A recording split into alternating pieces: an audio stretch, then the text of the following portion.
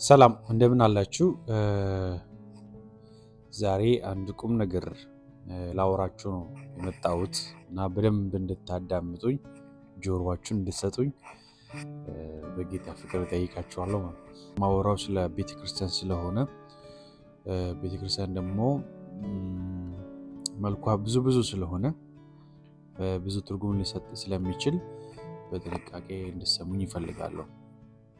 ዛሬ ማወራው ስለ ጤነኛማ ቤተክርስቲያን ውስጥ ያሉት ባህሪያቶች what look like healthy church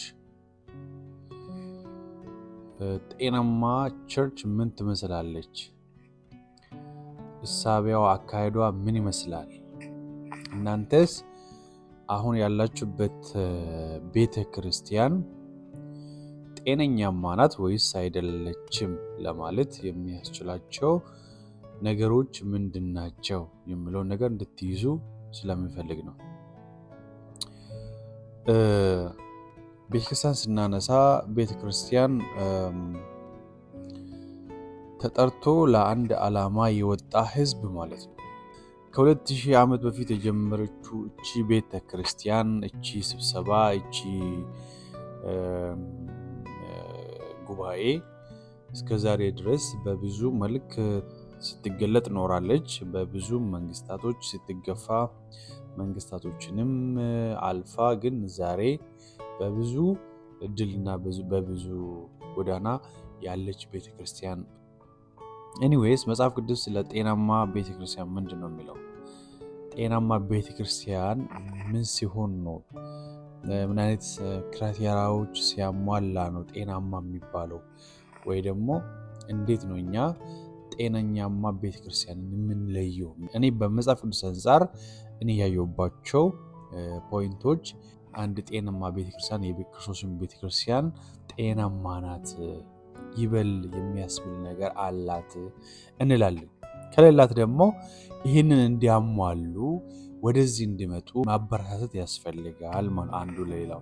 የመጀመሪያው ነገር እግዚአብሔር ቃል እንደሚናገረው ቤቴ የጸሎት ቤት ነው። እግዚአብሔር መጀመሪያ ያለው ቤቴ የጸሎት ቤት ነው። ቤቱ የጸሎት ቤት ነው እና ጸሎት ላይ ትኩረት የምታደርግ ይሄ ጸሎት ሲባል ደግሞ የፕሮግራም መዝጊያና መጀመሪያ ላይ የሚሆነው ጸሎት ሳይሆን የእግዚአብሔርን መንግስት ማዕከል ያደረገ አዳዲስ ነፍሳትን ማዕከል ያደረገ ጸሎት ላይ ይሄ ማሟያ ሳይሆን ወይ ደግሞ ይሄ ፕሮግራም ማስጀመሪያ ወይ ደግሞ ፕሮግራም ማስፈጸሚያ አይነት ሳይሆን ኮንቲኒየስሊ የምትጸልይ ስለ ሁሉ የምትጸልይ ቤተክርስቲያን ያቺ ጸሎትን ፕራዮሪቲ የሚሰጥ ማለት ያ ጸሎትን የመጀመሪያ ደረጃ ላይ የምታስቀምጥ ቤተክርስቲያን መስመር ላይ ናት ወይ ደግሞ ጤናማ ቤተክርስቲያን ናት ጸሎትን የምትፈልግ። አንዳንድ ጊዜ ደግሞ ጸሎት ሲባል አንዳንድ ሰዎች ነብዩ የሚጸልየው ፓስተሩ የሚጸልየው ጸሎት እሱ ጸሎት ይመስለኝና የሱ ጸሎት በሱ ጸሎት ነው አብዛኛው ሰው የሚኖረው በነብዩ ጸሎት ነው። ነብዩን ያጸልያል፣ ፓስተሩን ያጸልያል። ይሄ አይደለም ጸሎት። እያንዳንዱ ምእመን ወደ እግዚአብሔር መጠጋት የሚችሉበትን መንገድ መፍጠር ማለት ነው። እያንዳንዱ ምእመን በጸሎት አማካኝነት ወደ እግዚአብሔር የሚመጡበትን መንገዶችን ማመቻቸት ማለት ነው እንጂ ነብዩ ለጥገኛ እንዲሆኑ ፓስተሩ ለጥገኛ እንዲሆኑ በእነሱ ጸሎት እንዲኖሩ የማታረግ ከሆነ ቤተክርስቲያኒቷ እያንዳንዱ ምእመን ራሱን ችሎ ወደ እግዚአብሔር መግባት እንዲችል የምታበረታታ ከሆነ እኛው ቤተክርስቲያን ትክክለኛ የጸሎት ቤት ናት ማለት ነው። አንደኛ መሆን ያለበት ቤተክርስቲያን የጸሎት ቤት መሆን አለበት ማለት ነው። ሁለተኛው የቤተክርስቲያን ተልእኮና ዋና ጉዳይ ኢየሱስ ከሞት ተነስቶ 40 ቀንና 40 ሌሊት በምድር ላይ ተመላልሶ ትንሳኤውን ካወጀ በኋላ ወደ ሰማይ ሲያርግ ሂዱና ወደ ዓለም ሁሉ ሂዱ ወንጌልን ለፍጥረት ሁሉ ስበኩ በአብ ወልድ መንፈስ ቅዱስ እየጠመቃችሁ ደቀ መዛሙርቴ አድርጉ ብለዋልና በወንጌል የማታፍር ቤተክርስቲያን አንዳንድ ቤተክርስቲያኖች በሞራል ወድቋል። አንዳንድ ቤተክርስቲያን ኮምፕሮማይዝ አድርጓል። ጳውሎስ ግን አለ እኔ በወንጌል አላፍርም እግዚአብሔር የማዳን ኃይል ስለሆነ አለና ወንጌልን የምትሰብክ የምታስተምር መጽሐፍ ቅዱስ ላይ ኮምፕሮማይዝ ማታደርግ ወንጌል እንደሚለው የምታስተምር እንጂ ሰዎች እንደሚፈልጉ ለሰዎች የሚመቸውን ወንጌል የማትሰብክ ቤተክርስቲያን ያቺ ትክክለኛ ቤተክርስቲያን ናት ማለት ነው። ሰው የማይሸተው ክርስቶስ የሚሸት ወንጌል ማለት ነው። እቺኛው ቤተክርስቲያን ጤናማ ናት ሊያስብል ይችላል። ሶስተኛ ደግሞ እንግዲህ ጌታ ኢየሱስ ወደ ሰማርያይቱ መጥቶ እግዚአብሔር መንፈስ ነው የሚመለከው በእውነትና በመንፈስ ነው ብሏልና አምልኮ በተመለከተ እኛ አሁን ያለው ሚዲያ ላይ ያለው የሚዲያ ዶሚናንስ የሚዲያ ላይ የምናገኘው ሁሉ ስለ አዳራሹ ውበት ስለ ሙዚቃ ጋጋታ ስለ ፐርፎርማንስ ነው እንጂ የምታየው እያንዳንዱ ምእመን ከልቡ ኮንቪክትድ ሆኖ ከእግዚአብሔር ጋር ኮኔክትድ መሆኑን ይጠራጠራል። አብዛኛው ጊዜ የምናተኩረው የሙዚቃ ጋጋታው ላይ የሳውንድ ኳሊቲ ላይ የሙዚቃ እነዚህ ጥሩ አይደለም ማለት አይደለም ጥሩ ናቸው ግን እግዚአብሔር የሚመለከው በእውነትና በመንፈስ ስለሆነ የሚያመልኩትም በዚህ ልክ ነው መሆን ያለበት ማለት ነው። በእውነትና በመንፈስ ነው እግዚአብሔር የምናመልከው እና አምልኮቱ ከመዝናናቱ ያለፈ ከአካል እንቅስቃሴ ያለፈ ልብ ለልብ ከክርስቶስ ጋር ከኢየሱስ ጋር ከመንፈሱ ጋር የሚገናኝ አይነት አምልኮ እንጂ ይሄ የመድረክ ውበቱን የሙዚቃ ቅንጅቱን የሰውየው ዘማሪ ፐርፎርማንሱ አይደለም አምልኮ እሱ አይደለም እና የመዝለላችን የመጨፈራችን ጉዳይ አይደለም አምልኮ ህይወታችን ነው። አምልኮ በእግዚአብሔር ፊት የምናቀርበው ህይወታችን ነው። ያ ህይወቱ ደግሞ እያንዳንዱ ምእመን እያንዳንዱ ክርስቲያን በግሉ ይህንን አምልኮ እንዲለማመድ የምታበረታታ የምታስተምር ከመድረክ ያለፈ ከመድረክ በስተጀርባ ያለውን ህይወት እንዲኖሩ የምታበረታታ ቤተክርስቲያን ያቺ ትክክለኛ ቤተክርስቲያን ነው። ባይ ዘ ዌይ እዚህ ላይ ጥንቃቄ ማድረግ ያስፈልጋል። እነዚህ የሙዚቃ መሳሪያዎች ቴክኖሎጂዎች አያስፈልጉም ማለት አይደለም። ከኖራችሁ it's okay ግን ከዛ ያለፈ አምልኮ የህይወት ነውና በህይወታችን የምናመልከው እግዚአብሔር በእውነትና መንፈስ እያንዳንዱን ሰው ወይ ደግሞ እሁድ መጥቶ ጨፍሮ የሚሄድ አይነት ከሆነ ያ ቤተክርስቲያን ይሄ ብቻ ላይ ነው ትኩረቷ ከሆነ ውጫዊ ነገር ላይ ብቻ ከሆነ ውስጣዊ ነገር ላይ ማትሰራ ከሆነ ቤተክርስቲያን የሚያስብላት ነገር ነው ማለት ነው።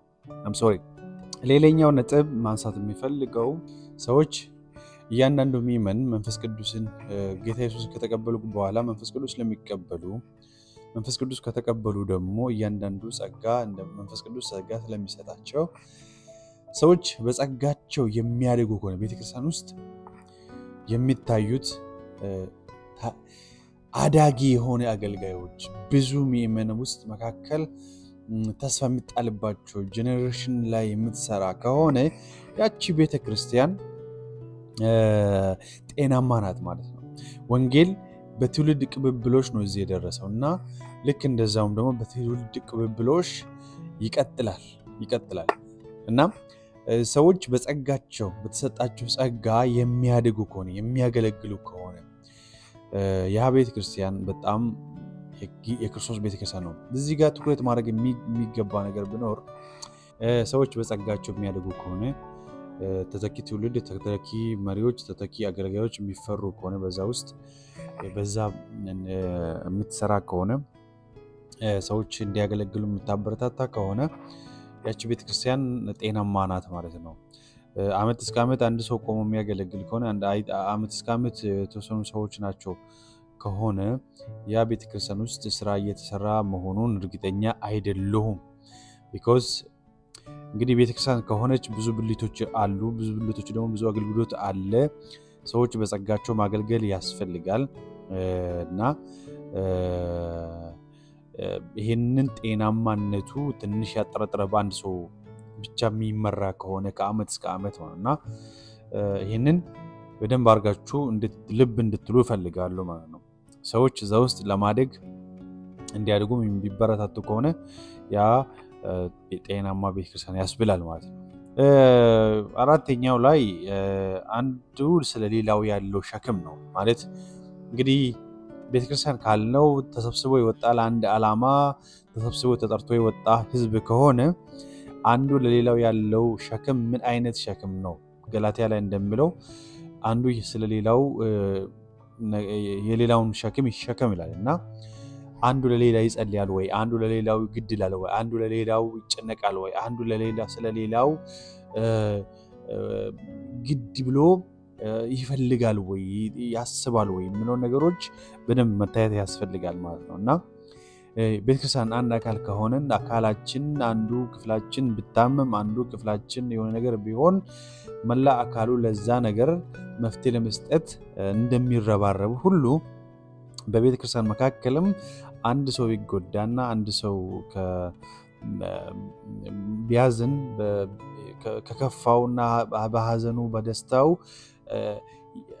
ያላቸው ቅርርብና ግንኙነት ያስፈልጋል ማለት ያ ማለት አንድ ቤተክርስቲያን ውስጥ ያለው ይሄ ነገር መስተጋብሮች ምእመን መካከል ያለው ሸክም አንዱ የሌላውን እንደራሱ አድርጎ ሲቆጥር የሌላውን ሸክም እንደራሱ አድርጎ ሲሸከምና ለዛ ደግሞ ሲጸልይ ለዛ ሰው ሲማልድ ካገኛችሁ ያቺ ቤተክርስቲያን በጣም ጤነኛ ናትና ጠጋበሉት ወደሷ ቤተክርስቲያን ጠጋበሉትና ህብረት አድርጉት አንዱ እንጂ ወሬ ሐሜት አንዱ ለሌላ ግድ ማይል አሳልፎ የሚሰጥ ከወጣ ምንም ዝግድ ማይል የሆነ ሰው ዛሬ መጥቶ ነገ ቸርች ሳማይ ካልመጣ ዞር ብሎ ማይ እና አንዱ ለሌላው ያለው ሸክም በመካከል እርስ በርስ በሚመኑ መካከል ያለው መቀባበል በጣም አስፈላጊ ስለሆነ ማለት ነውና በዛ ነው እናንተም በዚህ የክርስቶስን ሕግ ትፈጽማላችሁ ይላል ጳውሎስ ራሱ።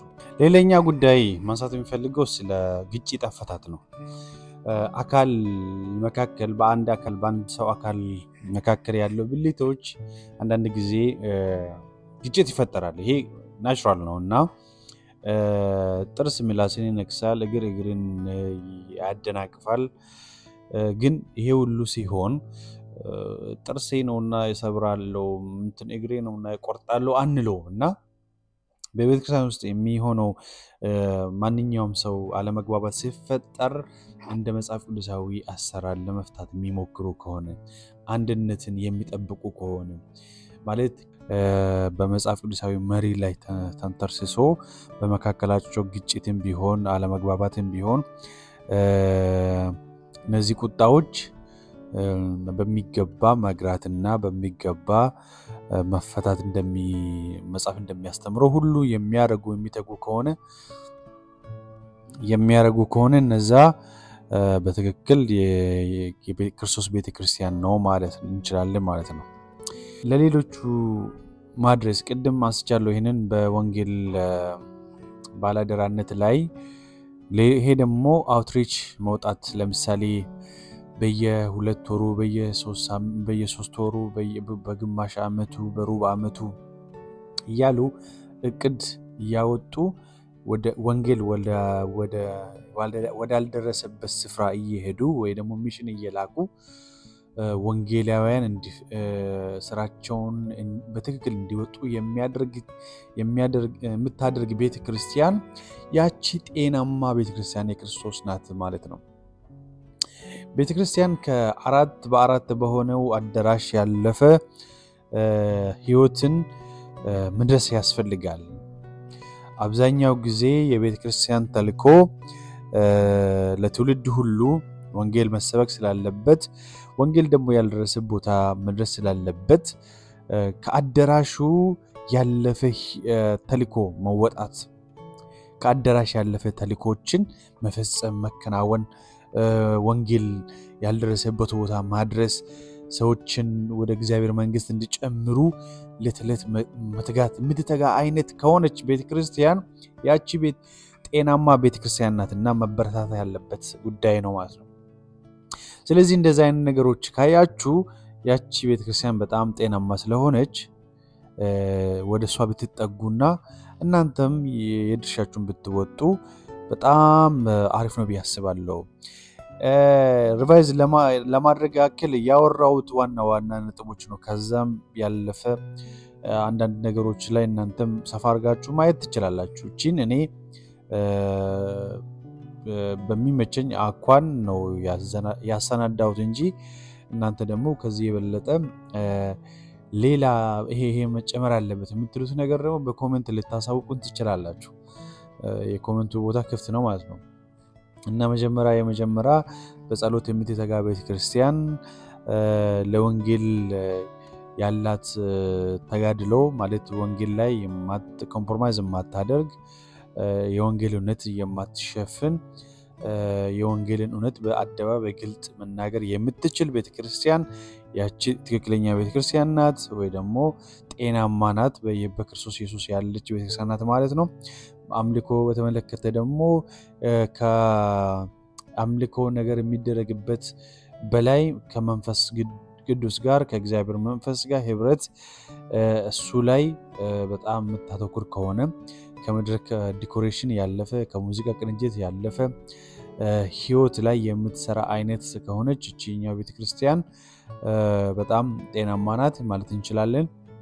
በሰዎች መካከል ሰዎቹ በሌላው ደግሞ ሚመኑ ቸርቹን እንደ አካል ከተያዙ በኋላ በዛ አካል ውስጥ የሚያድጉበት ከሆነ በተሰጣቸው ጸጋ የሚያድጉ ከሆነ የሚያገለግሉ ከሆነ ያቺ ጤናማ ቤተክርስቲያን ናት ማለት እንችላለን። ሌላው ደግሞ አንዱ የሌላውን ሸክም መሸከም ከቻለ አንዱ ስለሌላው መልካም ቅንነት ካለ ያ ጤናማ ቤተክርስቲያን ነው ማለት እንችላለን።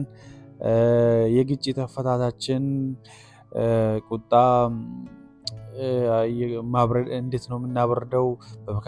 በሚመኑ መካከል አለመግባባት ቢፈጠር እንዴት ነው የሚፈታው የሚለው ነገሮችን መጽሐፍ ቅዱሳዊ በሆነ መሪ መፈታት የምትተጋ አይነት ቤተክርስቲያን ከሆነች ሌላው ደግሞ ለሌሎች ለመድረስ አውትሪች ማድረግ ወንጌልን መስበክ ወንጌላውያን በመላክ ሚሽነሮችን በመላክ የምትተጋ አይነት ከሆነች ያቺኛው ጤናማ ቤተክርስቲያን ናት። እስቲ እቺኛው ቤተክርስቲያን ለኔም ጠቆሙኝና አባል ልሁንና ከነሱ ጋር የወንጌል ባላደራ ሁኜ እንደ አንድ መስራት ፈልጋለሁ። እንዲህ አይነት ጤናማ ቤተክርስቲያን ካገኛችሁ በኮሜንት ደግሞ አሳውቁኝ። አይ ሌላ ሐሳብ አለ የምትሉ ከሆነ ደግሞ ክፍት ነው። እባካችሁ ግን የቺኛው ቸርች ብላችሁ አቃቅር እንዳታውጡ በጥንቃቄ እንድትሰሙ ፈልጋለሁ። ተባረኩ። በሌላ ርዕሰ ጉዳይ ቀጣይ እንገናኛለን። ቻው ባይ